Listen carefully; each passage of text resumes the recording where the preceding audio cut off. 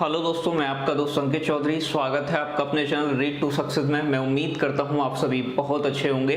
तो दोस्तों, पिछली ज्योग्राफी की क्लास में जो हमने डिस्कस किया था वो डिस्कस किया था रिवर सिस्टम के बारे में कि आखिर रिवर सिस्टम होता क्या है। फिर मैंने आपको इंडियन रिवर सिस्टम जो भारतीय नदी तंत्र है उसे दो पार्ट में क्लासीफाई किया था। फर्स्ट था हमारा हिमालयन रिवर और सेकेंड था हमारा पेनिनसुलर रिवर्स, यानी कि दक्षिण भारत की नदियां या प्रायद्वीपीय नदियां और हिमालयी नदियां। तो जो नदी हिमालय से निकलती हैं उन्हें हिमालयी नदियां कहते हैं। उनके जल का स्रोत ग्लेशियर होता है और वो 12 माह प्रवाहित होती हैं। ये बातें मैंने आपके साथ डिस्कस की थी। जबकि जो हमारी साउथ इंडियन रिवर है, दक्षिण भारत की नदियां हैं, वो पूरे साल प्रवाहित नहीं होती क्योंकि उनके जल का जो सोर्स है, स्रोत है, वो क्या है? रेनफॉल है, वर्षा है। और आप जानते हैं कि साल भर भारत में वर्षा नहीं होती है। मानसून टाइम पीरियड में वर्षा होती है, उस टाइम वो नदी प्रवाहित होती है, उनमें जल होता है। जिसके बाद वर्षा नहीं होती तो उन नदियों में पानी नहीं होता। तो ये तो क्लासिफिकेशन था। तो आज हम हिमालयन रिवर के अंदर फर्स्ट रिवर अपनी इंडस रिवर के बारे में बात करेंगे। इंडस रिवर सिस्टम के बारे में पढ़ेंगे। सिंधु नदी तंत्र जो है हमारा, उसके बारे में हम जानेंगे। तो दोस्तों, सबसे पहली बात मैं आपको बता चुका हूं कि रिवर सिस्टम यानी कि नदी तंत्र होता क्या है। तो मुख्य नदी और उसकी सहायक नदियों को मिलाकर नदी तंत्र कहा जाता है, रिवर सिस्टम कहा जाता है। एक जो मेन रिवर होगी वो तथा उसकी जो ट्रिब्यूटरीज होती हैं, सहायक नदी होती हैं, उनको मिलाकर ही नदी तंत्र बनता है, रिवर सिस्टम बनता है। तो दोस्तों, अब बात करते हैं कि आखिर इंडस रिवर एक मेजर रिवर है जो एशिया की रिवर है। इसका प्रमुख स्थान है उनमें। लंबाई बहुत लंबी चौड़ी रिवर है। लेंथ है इसकी 2880 किलोमीटर। लेकिन भारत में ये प्रवाहित नहीं होती ज्यादा। भारत में इसकी लंबाई लगभग 709 किलोमीटर है। तो ये बात आपको ध्यान रखनी है कि अगर क्वेश्चन आपसे ये पूछा जाता है कि भारत की सबसे लंबी रिवर कौन सी है, लॉन्गेस्ट रिवर, तो आप इंडस नहीं कहोगे, क्या कहोगे आप? गंगा कहोगे। तो गंगा जब बताऊंगा मैं तो डिटेल में आपको बताऊंगा कि गंगा इंडिया की एक नेशनल रिवर है, राष्ट्रीय नदी है, उसके बारे में डिटेल में पढ़ेंगे। अभी बात करते हैं इंडस रिवर की। तो इंडस रिवर और उसकी सहायक नदियों को मिलाकर बनता है इंडस रिवर सिस्टम। और आपने ये देखा होगा कि एंशिएंट टाइम में, प्राचीन टाइम में सभी नदियों के किनारे पर सिविलाइजेशन, सभ्यताएं बसी होती थी। इसी प्रकार से आप जब इंडस वैली सिविलाइजेशन, सिंधु घाटी सभ्यता पढ़ते हो, तब वो भी किस नदी के किनारे थी? तो वो भी इंडस रिवर यानी कि सिंधु नदी के किनारे बसी हुई थी सिंधु घाटी सभ्यता। तो वो आप हिस्ट्री के अंदर उसमें डिटेल में हम जानेंगे इंडस वैली सिविलाइजेशन के बारे में। इंडस रिवर का जो ओरिजिन होता है, उद्गम होता है, वो आपका कहां से होता है? तिब्बत से होता है। तिब्बत में एक जगह है जिसका नाम है चेमा युंगडुंग ग्लेशियर। तो चेमा युंगडुंग जो ग्लेशियर है वो मानसरोवर झील के पास में है। यानी कि ये आपको दिखाई दे रहा है, ये चेमा युंगडुंग ग्लेशियर है, इसके बगल में ही क्या है? मानसरोवर लेक है। तो ये आपको समझना है कि जो इंडस रिवर है हमारी, वो इंडिया से ओरिजिनेट नहीं होती, लेकिन इंडिया में फ्लो करती है, प्रवाहित होती है। तो इंडस रिवर का ओरिजिन कहां से होता है? तो इंडस रिवर का ओरिजिन तिब्बत, चाइना से होता है। कैलाश, जो आपका माउंटेन है कैलाश, उससे होता है। तथा यहाँ पर एक जगह है आपकी, जो ग्लेशियर है उसका नाम है हमारा चेमा युंगडुंग ग्लेशियर। और चेमा युंगडुंग ग्लेशियर किस झील के पास में है? तो मानसरोवर झील के पास में है। तो यहाँ से आपसे तरीके से कई बार ऑप्शन अलग अलग होते हैं और आप उनमें कंफ्यूज हो जाते हो। तो सारे के सारे ऑप्शन आपके कंप्लीट होंगे। आपको पेशेंस रखने हैं, मैं आपको एक एक चीज डिटेल में बताकर चलूंगा। ठीक है दोस्तों, तो बात करते हैं इंडस रिवर कहां से निकली? Chema Yungdung glacier, Tibet, China, Kailash mountain, Kailash पर्वत से। और यहां से ये तिब्बत में प्रवाहित होने लगी। तिब्बत के बाद इसने कहां एंटर किया? इंडिया में। तो लद्दाख में एक जगह है जिसका नाम है दमचौक। क्या नाम है? दमचौक। दमचौक से लद्दाख में एंटर कर जाती है। और मैंने आपको 3 माउंटेन रेंज बताई थी जो ट्रांस हिमालय के अंदर आती हैं, काराकोरम, लद्दाख और जास्कर। और तभी मैंने आपको बताया था कि जो इंडस रिवर है वो फ्लो करती है लद्दाख और जास्कर, 2 माउंटेन रेंजेस के बीच। तो ये आपकी है लद्दाख रेंज ऊपर वाली, नीचे वाली जास्कर। यहां से जब ये एंटर करती है तो ये लद्दाख रेंज के थोड़े ऊपर से एंटर करती है और फिर लद्दाख रेंज को काटते हुए फिर ये आगे बढ़ जाती है। और ये वाला रीजन जो आपका आएगा, ये वाला जो रीजन है ये है आपका पीओके का, पाक ऑक्यूपाइड कश्मीर। फिर ये पाक ऑक्यूपाइड कश्मीर यानी कि पाक अधिकृत कश्मीर में एंटर करती है और इसके बाद ये कहां चली जाती है, आपका पाकिस्तान चली जाती है और पाकिस्तान में होते हुए लास्ट में अरेबियन सी यानी कि अरब सागर में अपना जल गिराती है। तो इसका ओरिजिन कहां से हुआ, यानी कि आपका तिब्बत चाइना से। फिर इसके बाद ये कहां एंटर करी, इंडिया में, और इसके बाद कहां एंटर करी, पाकिस्तान में, जिसके बाद अब इसने अपना जल कहां गिराया, अरेबियन सी में। पिछली क्लास में मैंने आपके साथ डिस्कस किया था कि कोई भी रिवर है उसका एक ओरिजिन पॉइंट होता है, उद्गम स्थल होता है, और एक एंड पॉइंट होता है, माउथ होता है। तो ये बात आपको समझनी है थोड़ी कि इंडस रिवर का भी एक ओरिजिन पॉइंट है, ओरिजिन पॉइंट तिब्बत चाइना में है, और इसका एंड पॉइंट किस वाटर बॉडी में है, तो आप बताओगे अरब सागर में ये जाके समाप्त हो जाती है, अपना जल गिरा देती है, अरब सागर में इसका मुहाना है। तो छोटे छोटे जो पॉइंट हैं जो आपसे एग्जाम में पूछे जाते हैं उनके बारे में डिस्कस कर लेते हैं। तो सबसे पहले बात करें, 3 कंट्रियों में ये प्रवाहित होती है, तिब्बत चाइना। तो तिब्बत चाइना इसलिए लिखा है क्योंकि तिब्बत एक अनौपचारिक तरीके से, अनऑफिशियल तरीके से चाइना ने उसे कब्जा कर रखा है, ऑक्यूपाई कर रखा है। ठीक है दोस्तों, दूसरा कंट्री है हमारा इंडिया और तीसरा कंट्री है पाकिस्तान। तो यानी कि तिब्बत चाइना से इसका ओरिजिन, इसके बाद ये इंडिया जाती है, फिर ये पाकिस्तान चली जाती है। इसके बाद बात करें इसकी टोटल लेंथ की, कुल लंबाई की, तो 2880 किलोमीटर इसकी कुल लेंथ है, कुल लंबाई है। इसके बाद बात करें हम इन इंडिया यानी कि भारत में, अब इंडस निकली कहां से थी, आपको पता है कि तिब्बत चाइना से, और ये इंडिया होते हुए कहां चली गई, पाकिस्तान। तो पहले तो पाकिस्तान इंडिया का ही हिस्सा था, लेकिन अब जब 1947 से सेपरेशन के बाद, पार्टीशन के बाद वो अलग चले गया, अलग कंट्री बना दिया गया। तो अब इंडिया में जो इसकी लेंथ है इंडस की वो बहुत कम रह गई है। कितनी रह गई है, 709 किलोमीटर ये इंडिया में प्रवाहित होती है। आगे बात करें इसके ओरिजिन पॉइंट की, कि ओरिजिन इसका कहां से होता है, तो इसका ओरिजिन चेमा युंगडुंग ग्लेशियर है, चेमा युंगडुंग ग्लेशियर। अगर ग्लेशियर के फॉर्म में आपसे आंसर पूछा है, ऑप्शन दिए हैं, तो आप बताओगे चेमा युंगडुंग ग्लेशियर। और चेमा युंगडुंग ग्लेशियर किसके पास है, तो near by Mansarovar lake, Mansarovar झील। अगर आपको झीलों की सेंस में, लेक्स के सेंस में ऑप्शन दिए हुए हैं, तो आपका ऑप्शन जो राइट होगा वो होगा मानसरोवर लेक। इसके बाद बात करें किस माउंटेन से निकलती है, तो आप बताओगे कैलाश माउंटेन, कैलाश पर्वत। और कैलाश पर्वत के बाद ये रीजन कौन सा आता है, तो तिब्बत चाइना। अगर कंट्री वाइज अगर आपको दे रखा है तो आप बताओगे तिब्बत चाइना से इंडस रिवर का ओरिजिन होता है। इसके बाद बात करें कि जब ये इंडस रिवर तिब्बत से ओरिजिनेट होती है तो इसका एक लोकल नेम है, यानी कि स्थानीय नाम है। यानी कि तिब्बत में लोग इंडस रिवर को इंडस नदी नहीं बोलते, सिंधु नदी नहीं बोलते, इसका अपना उन्होंने अलग नाम दे रखा है। और आपने देखा होगा जो चाइनीज लोग होते हैं उनके नाम बड़े अटपटे होते हैं। तो चाइना में इसका एक लोकल नेम है, चाइना तिब्बत में इसको बोलते हैं सिंगी खाम्बी, सिंगी खाम्बी। तो सिंगी खाम्बी इसका तिब्बत के अंदर लोकल नेम है। और सिंगी खाम्बी का जो अर्थ होता है वो होता है लॉइंस माउथ, यानी कि लॉइन माउथ। तो यानी कि जो आपका लॉइन होता है उसका मुंह, वही क्या कहलाता है, सिंगी खाम्बी कहा जाता है उसे।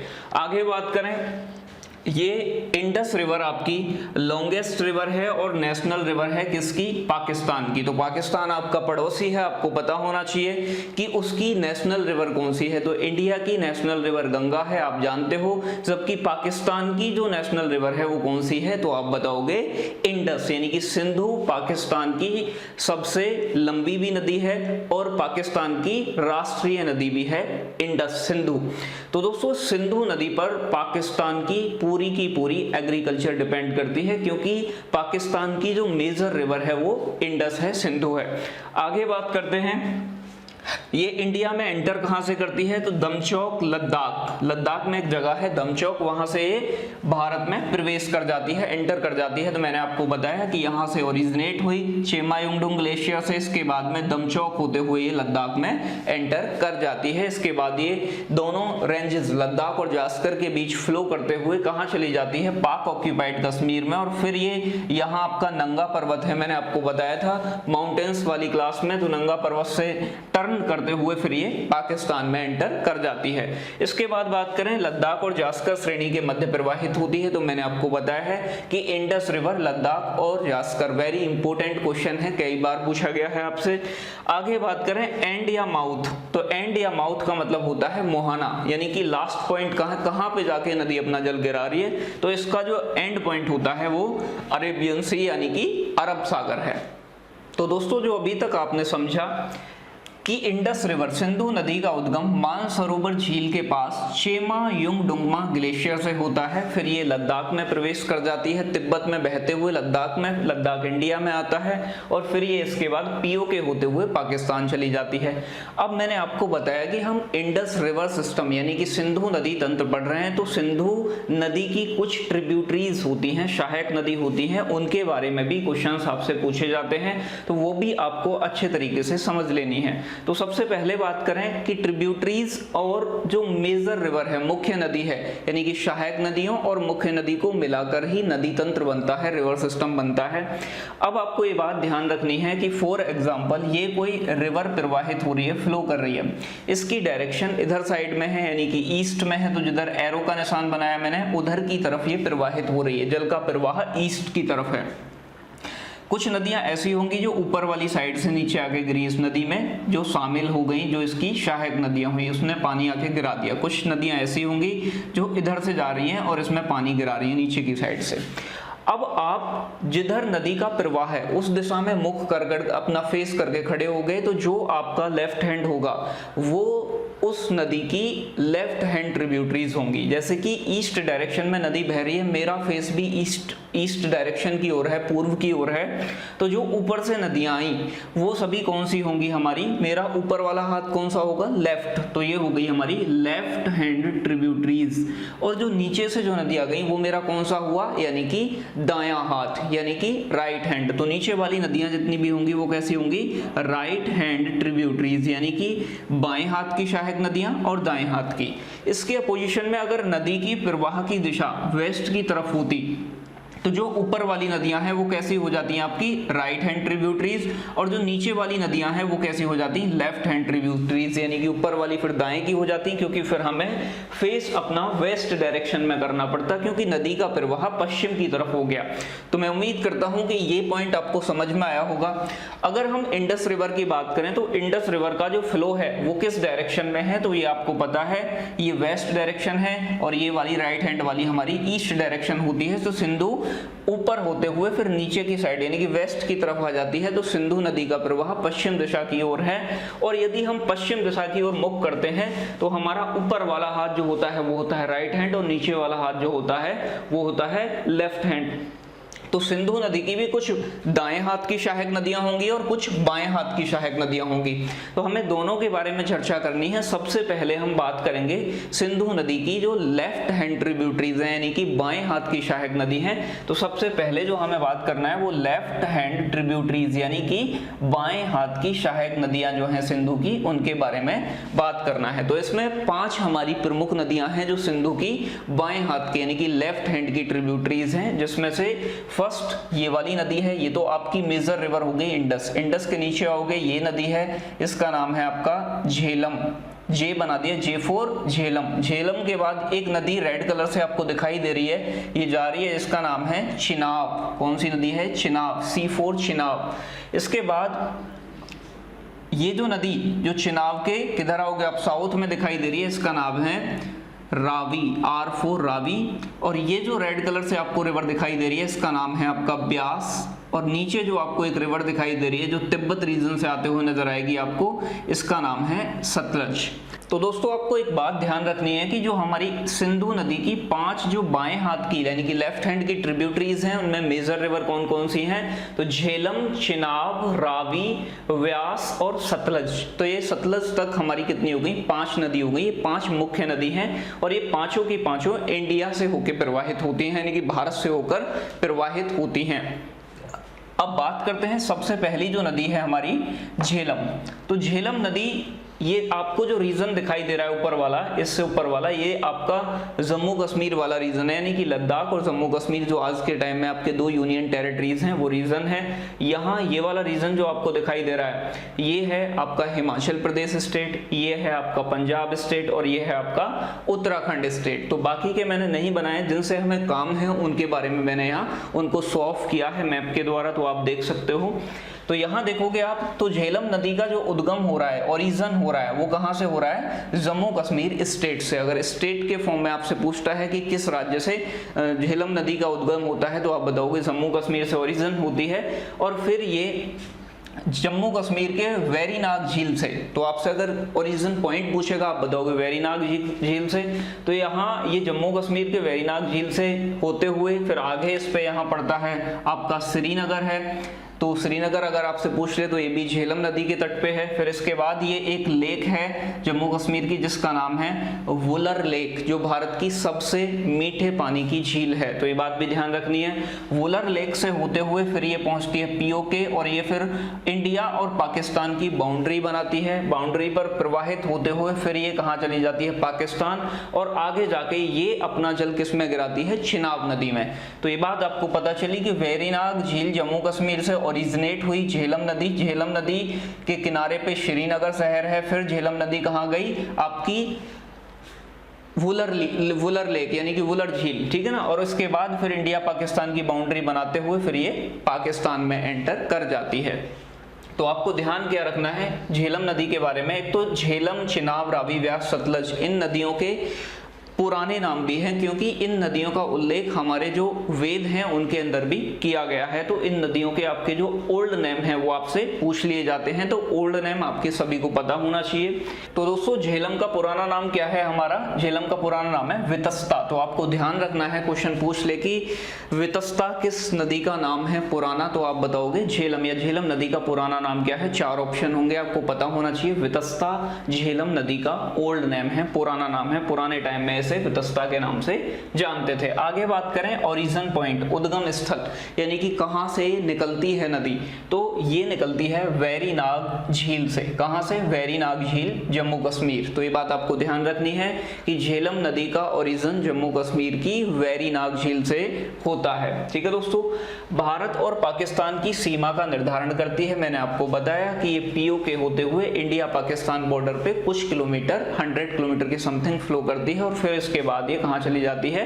यानी कि इंडस रिवर की साइड में चली जाती है। फिर आगे बात करें, श्रीनगर झेलम नदी के तट पर स्थित है। तो मैंने आपको बताया कि श्रीनगर जो आपका है वो किस नदी के किनारे है, आपसे पूछ ले तो आप बताओगे झेलम नदी।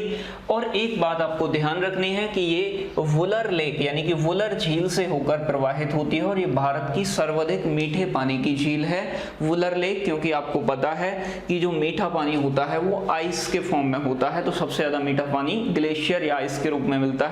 और जम्मू कश्मीर एक ठंडा इलाका है जहां आपकी बहुत सारे ग्लेशियर पाए जाते हैं, तो वहां पर वुलर झील भी आपकी मीठे पानी की एक बहुत बड़ी झील है। तो ये बात आपको समझ में आई। झेलम का पूरा नाम वितस्ता, उद्गम वेरीनाग झील, जम्मू कश्मीर, वुलर झील से होते हुए ये प्रवाहित होती है झेलम नदी, भारत और पाकिस्तान की सीमा का निर्धारण करती है, और श्रीनगर झेलम नदी के किनारे पर स्थित है। ये पॉइंट आपको ध्यान रखने हैं। आगे बात करें, सेकंड रिवर है हमारी चिनाब। चिनाब का जो ओल्ड नेम है वो है अश्किनी। तो आपको ध्यान रखना है, चिनाब को अश्किनी के नाम से जानते थे पुराने टाइम में। तो ये आपको दिखाई दे रहा है जहां सी लिखा हुआ है, इसके नीचे जो रेड डॉट से 2 निकल रही हैं, तो यहाँ 2 नदियों का ओरिजिन होता है, जिसमें एक है चंद्रा और दूसरी है भागा। तो चंद्रा भागा अलग अलग 2 नदी निकलती हैं, ये आगे जाके हिमाचल प्रदेश में ही एक हो जाती हैं, फिर ये ऊपर जाती है और टर्न करती है कहाँ? आपका जम्मू कश्मीर में। इसके बाद ये पीओके होते हुए आगे बढ़ जाती है। ठीक है दोस्तों, तो जो रेड कलर से शो हो रखी है आपकी, ये कौन सी नदी है? चिनाब नदी। तो चिनाब नदी 2 नदियों को मिलाकर बनी। आपकी पहली बात आप ध्यान रखोगे, पुराना नाम क्या है? तो अश्किनी। और आपको ये बात पता है कि जब इसका झेलम नदी का उद्गम होता है तो 2 पार्ट में होती है, एक तो चंद्रा और एक भागा। तो चंद्रभागा नदी को मिलाकर ही बनता है चंद्रा और भागा को चंद्रभागा। अगर आपसे ये पूछ ले कि हिमाचल प्रदेश में चिनाब नदी को किस नाम से जानते हैं, तो आप बताओगे चंद्रभागा, चंद्रभागा के नाम से जानते हैं। तो हिमाचल प्रदेश में यहाँ दिखाई दे रहे हो आपको, ये वाला स्टेट आपका हिमाचल प्रदेश है, ऊपर आपका ये J&K जम्मू एंड कश्मीर है, ये आपका पंजाब है, तो ये यहाँ से हिमाचल प्रदेश से निकली और फिर कहाँ चली गई आपकी इंडस रिवर। ठीक है दोस्तों, इंडस रिवर में जाके मिल जाएगी। तो उद्गम ओरिजिन की बात करें तो एक पास है, दर्रा है, बाड़ा लाचला दर्रा, बाड़ा लाचला दर्रा हिमाचल प्रदेश के अंतर्गत आता है, वहां से इसका ओरिजिन पॉइंट है, उद्गम स्थल है।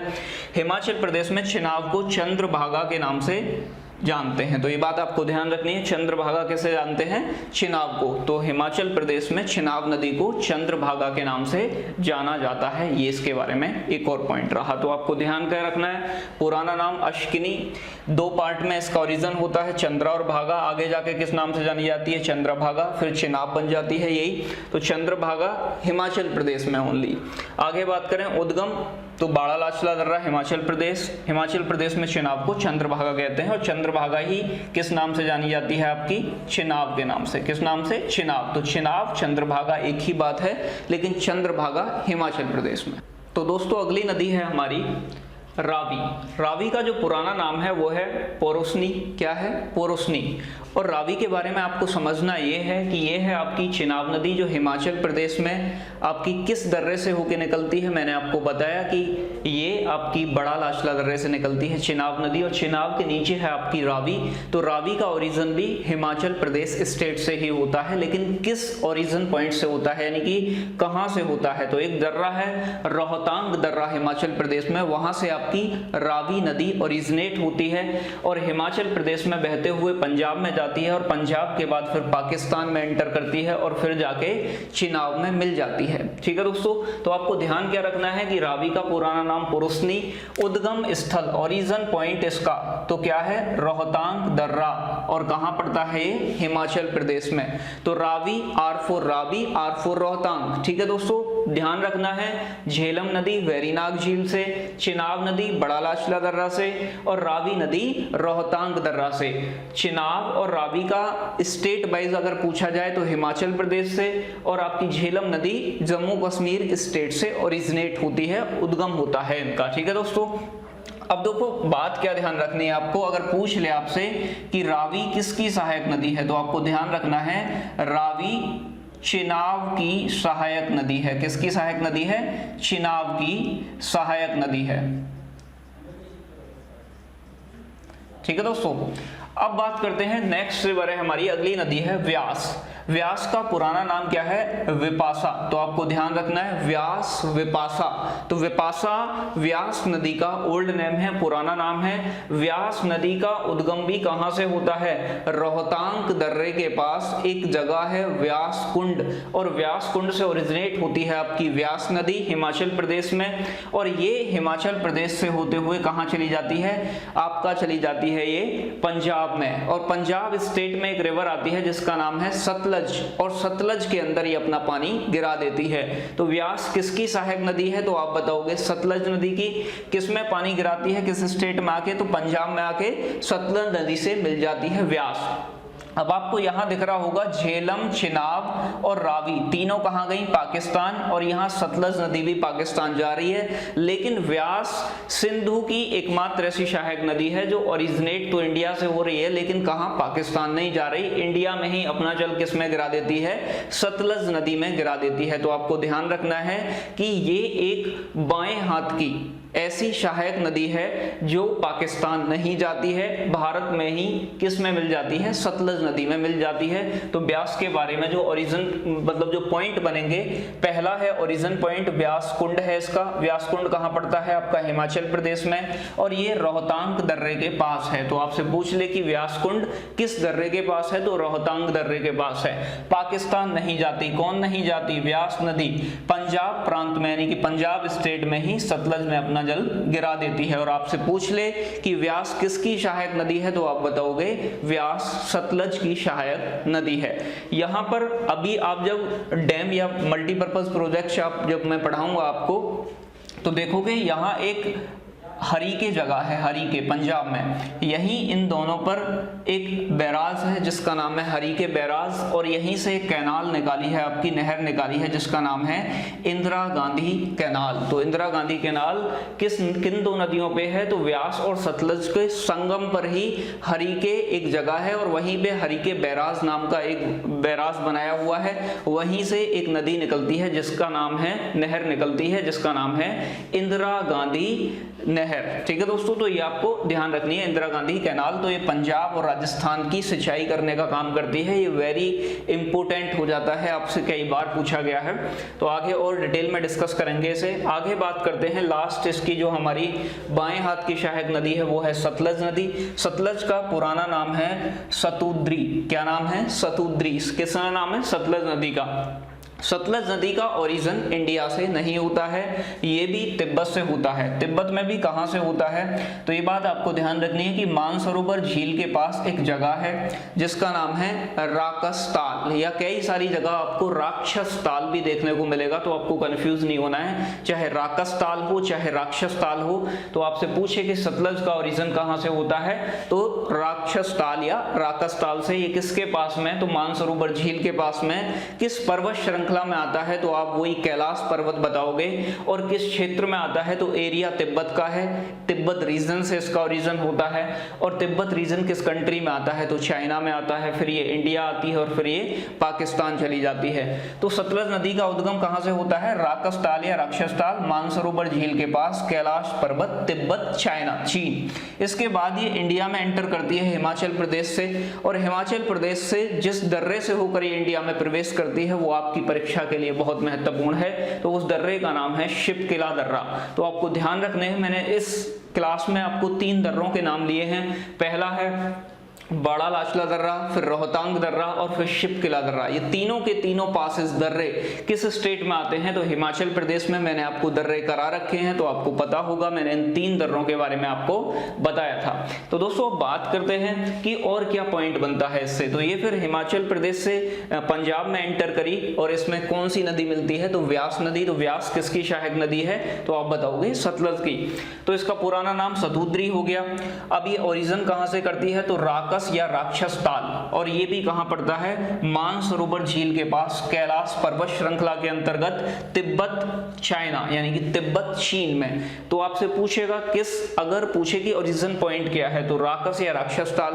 पूछे किस झील के पास, तो मानसरोवर झील के पास से। किस पर्वत श्रृंखला में आता है, तो कैलाश पर्वत में। किस रीजन में आता है, तो तिब्बत चीन के अंतर्गत आता है। अब पूछ ले वो भारत में शिपकिला दर्रे से होकर प्रवेश करती है सतलज नदी। तो आपसे पूछेगा सतलज नदी भारत में किस दर्रे से होकर प्रवेश करती है, तो भारत के हिमाचल प्रदेश स्टेट में सतलज नदी शिपकिला दर्रे से होकर प्रवेश करती है। तो दोस्तों ये तो हो गई इसके बारे में बेसिक बातें। अब ये पांचों नदी, ये सतलज नदी आगे जाके यहाँ चिनाब में मिलती है, और ये नदियां फिर संयुक्त रूप से जाकर किस में मिल जाती हैं, इंडस रिवर में। और जिस पॉइंट पर, जिस जगह जाकर ये नदी पाकिस्तान में किससे मिलती हैं, यानी कि इंडस रिवर से मिलती है, उस जगह को बोला जाता है मिठानकोट। क्या कहा जाता है, मिठानकोट। तो आपसे ये पूछ ले कि मिठानकोट में, या आपसे पूछेगा कि सिंधु की 5 सहायक नदी सिंधु नदी में पाकिस्तान के किस स्थान पर अपना जल गिराती हैं, तो आप बताओगे मिठानकोट पाकिस्तान। तो ये बात आपको ध्यान रखनी है थोड़ी सी। इससे अलग जो आपको बात याद रखनी है वो ये बात ध्यान रखनी है कि सतलज नदी भारत में शिपकिला दर्रे से होकर प्रवेश करती है। अब एक बार मैं सभी रिवर्स के आपको ओरिजिन पॉइंट रिवाइज करा देता हूँ। झेलम नदी, तो झेलम आपको मैंने बताया था वेरीनाग झील जम्मू कश्मीर। इसके बाद चिनाब नदी, तो चंद्रा और भागा दो को मिलाकर बनती है चंद्रभागा, और चंद्रभागा कहाँ जाना जाता है, हिमाचल प्रदेश में। और इसका जो ओरिजिन होता है चिनाब का, वो किस दर्रे से होता है, तो बड़ा लाचला दर्रा, और ये किस स्टेट में आता है, हिमाचल प्रदेश में। इसके बाद नेक्स्ट थी हमारी रावी। तो रावी किसकी सहायक नदी है, चिनाब की। ऐसे ही झेलम भी हमारी चिनाब की सहायक नदी है। तो रावी का ओरिजिन कहां से होता है, रोहतांग पास, हिमाचल प्रदेश से। इसके बाद ब्यास, तो ब्यास कुंड हिमाचल प्रदेश से ब्यास नदी का उद्गम होता है, ये सतलज में आके मिल जाती है। ठीक है दोस्तों, तो ये सतलज की क्या हो जाती है, सहायक नदी। आगे है सतलज नदी। तो सतलज नदी का मैंने आपको बताया था राकसताल या राक्षसताल, कहाँ, तिब्बत चाइना, मानसरोवर झील के पास में, और फिर बाद में जाके ये भी चिनाब के साथ मिलकर कहाँ चली जाती है, इंडस नदी में, सिंधु नदी में, मिठानकोट पाकिस्तान में अपना जल गिरा देती हैं एक साथ। तो ये कंबाइंड रूप से अपना पानी वहां गिराती हैं। एक बात ध्यान रखनी है कि आज तो ये पूरा जो इंडिया सेपरेट हो गया है, लेकिन पहले ये पूरा रीजन जो था वो पंजाब स्टेट का, तो आधा पंजाब पाकिस्तान के पास चला गया, आधा इंडिया के पास आ गया। तो जो सिंधु की 5 नदी जब पंजाब से होकर गुजरती थी तो उस एरिया को पंचनद यानी कि लैंड ऑफ 5 रिवर्स भी किसे कहा जाता है, तो पंजाब को कहा जाता है। ये बात भी आपको नोट कर लेनी है। तो ये आपकी थी इंडस की लेफ्ट हैंड ट्रिब्यूटरीज यानी कि बाएं हाथ की सहायक नदी। अब देखते हैं हम राइट हैंड ट्रिब्यूटरीज जो इंपोर्टेंट हैं, वो मैं आपके साथ डिस्कस करने वाला हूं। तो दोस्तों अब बात करते हैं सिंधु की दाएं हाथ की सहायक नदी यानी कि राइट हैंड ट्रिब्यूटरीज के बारे में। तो दोस्तों ये नीचे वाली आपकी लेफ्ट हैंड ट्रिब्यूटरीज ही, ऊपर जो होंगी वो आपकी राइट हैंड ट्रिब्यूटरीज यानी कि दाएं हाथ की सहायक नदी होंगी, जिसमें से प्रमुख नदियां मैं आपके सामने डिस्कस करूंगा जो आपके एग्जाम में पूछ ली जाती हैं आपसे। तो आपको पता होना चाहिए कि कौन सी नदी कहां से कैसे आ रही है। तो ये आपको पहले थोड़ा सी बात समझनी है कि यहाँ एक आपका ग्लेशियर है जिसका नाम है सियाचिन, मैंने आपको बताया था काराकोरम रेंज में। इसके पास ही एक ग्लेशियर है और छोटा सा जिसका नाम है रीमो ग्लेशियर। तो यहाँ आपका एक बात ध्यान रखनी है कि एक नदी है जिसका नाम है शोक नदी। तो शोक नदी का जो ओरिजिन होता है आपका, वो होता है आपका कहाँ से, रीमो ग्लेशियर से, यानी कि यहाँ से एक नदी निकलती है और आके किस में मिलती है, आपकी सिंधु में। किससे, रीमो ग्लेशियर से, जिसका नाम क्या है, शोक नदी। तो ये कहाँ निकलती है, आपके प्रेजेंट में लद्दाख रीजन से। तो लद्दाख रीजन में ही आपका रीमो ग्लेशियर है, यहाँ से एक नदी निकली जिसका नाम क्या है, शोक नदी। तो पहली नदी हम किसके बारे में जानेंगे, शोक नदी के बारे में। तो शोक नदी कहाँ से ओरिजिनेट होती है, रीमो ग्लेशियर जम्मू कश्मीर से, ठीक है ना। अब एक बात आपको ध्यान रखनी है, इसके बगल में ही है आपका सियाचिन ग्लेशियर और यहाँ से एक नदी निकलती है, इस नदी का नाम है नुब्रा। और नुब्रा किस में आके मिल जाती है, नुब्रा आपकी किस में, शोक नदी में आके मिल जाती है। तो आपसे पूछ ले और पूछा गया भी है कि नुब्रा किसकी सहायक नदी है, तो आप बताओगे शोक नदी की। और शोक किसकी सहायक नदी है, तो आप बताओगे सिंधु की, क्योंकि आगे जाके शोक नदी किस में मिलती है, सिंधु में। तो आपको बात क्या समझना है कि पहली नदी है शोक, किसकी, यानी कि सिंधु की दाएं हाथ की सहायक नदी। कहां से निकलती है, रीमो ग्लेशियर जम्मू कश्मीर से। नुब्रा शोक की सहायक नदी है, जो नुब्रा नदी है आपकी, वो किसकी सहायक नदी है, शोक की। और शोक किसकी सहायक नदी है, तो आप बताओगे सिंधु की। ये नुब्रा नदी कहां से निकलती है, तो ये सियाचिन हिमनद जम्मू कश्मीर से इसका ओरिजिन होता है। किस नदी का, यानी कि आपकी नुब्रा नदी। तो नुब्रा नदी सियाचिन ग्लेशियर और रीमो ग्लेशियर से आपका शोक नदी, और ये किस में जाके मिल जाती है बाद में, इंडस रिवर में, जो आपकी मेजर रिवर है, मुख्य नदी है। अब दोस्तों बात क्या समझनी है आपकी, ये जो रीजन है आपका, ये वाला इतना, ये आपका है पाकिस्तान का रीजन नीचे तक इस तरीके से, और इसके पीछे जो कंट्री आता है वो आता है आपका अफगानिस्तान। कौन सा आता है, अफगानिस्तान। अब आपको थोड़ी सी बात एक और समझनी है कि एक नदी यहाँ गिलगिट जो आपने सुना होगा, गिलगिट रीजन से निकलती है, नदी का नाम भी क्या है, तो गिलगिट। और ये आगे आगे किस में मिल जाती है, इंडस में। तो जो प्रेजेंट का पीओके रीजन है उसमें गिलगिट रीजन से निकलती है एक नदी, नदी का नाम भी क्या है, गिलगिट। तो दूसरी नदी कौन सी हुई आपकी, गिलगिट। तो गिलगिट किसकी सहायक नदी है, सिंधु की। तो सिंधु में आके अपना पानी गिरा देती है। तो आपको ध्यान रखना है, पहला शोक नदी, दूसरा गिलगिट नदी, किसकी सहायक है, सिंधु की। इसके बाद में जब आप आगे की साइड में आओगे तो यहाँ एक माउंटेन है, रेंज है, जिसका नाम है अफगानिस्तान में हिंदू कुश माउंटेन, हिंदू कुश पर्वत। तो हिंदू कुश रीजन से एक नदी का ओरिजिन होता है जिसका नाम है काबुल नदी। और काबुल नदी अफगानिस्तान से पाकिस्तान आती है, और पाकिस्तान आने के बाद किस में मिल जाती है, तो आपकी ये जो इंडस रिवर है उसमें आके मिल जाती है। तो आपका काबुल नदी कहाँ से ओरिजिनेट हुई, तो हिंदू कुश माउंटेन अफगानिस्तान, जिसके बाद में ये पाकिस्तान में प्रवाहित होते हुए किस नदी में आके मिल जाएगी, इंडस रिवर में, सिंधु नदी में। तो आपको ध्यान रखना है कि काबुल नदी भी किसकी सहायक नदी है, इंडस की, सिंधु की। और ये इसका ओरिजिन कहाँ से होता है, तो हिंदू कुश पर्वत अफगानिस्तान से इसका ओरिजिनेशन होता है, उद्गम होता है। और ये पाकिस्तान में प्रवाहित होते हुए सिंधु में आकर मिल जाती है, यानी कि ये भी एक सिंधु की ट्रिब्यूटरी है, सहायक नदी है।